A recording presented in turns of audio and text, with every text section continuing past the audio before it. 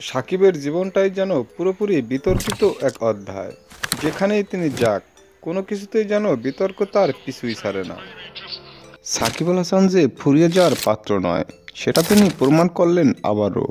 Abu Dhabi টি-10 লিগে খেলতে নেমেই দুর্দান্ত বোলিং করে সবার মন জিতে নিয়েছে সাকিব আল হাসান। এত চাপের মধ্যে থেকেও কিভাবে নিজেকে নিয়ন্ত্রণ করে খেলাটাকে এত সুন্দরভাবে চালিয়ে নিচ্ছেন সাকিব আল হাসান, এটি এখন গবেষণার বিষয়। সাকিব আল হাসানের জীবনটাই বিতর্কে ভরা।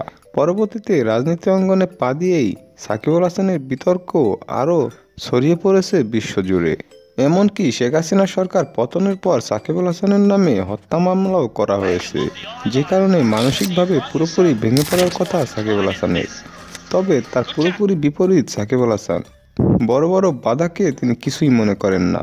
মানসিক চাপ সামলে মাঠে ঠিকই পারফরমেন্স করে যান সবসময়। বাংলাদেশ ক্রিকেটেও এমনটা তিনি বারবারই প্রমাণ করে গিয়েছেন। তবে এখনও থেমে থাকেননি বাংলাদেশের এই অলরাউন্ডার। বাংলাদেশে যদিও তিনি আসতে পারছেন না, তবে বিদেশ থেকেই বিভিন্ন ধরনের লিগ খেলে বেড়াচ্ছেন তিনি। কোনো চাপই যেন তার কাছে কিছুই না। টি-10 লিগে খেলতে নেমে দুর্দান্ত বোলিং করে তুলে নিয়েছে 2টি উইকেট। এমনকি বাংলা টাইগার্সের হয়ে সেরা বোলিং ফিগারও হয়েছেন সাকিব আল হাসান।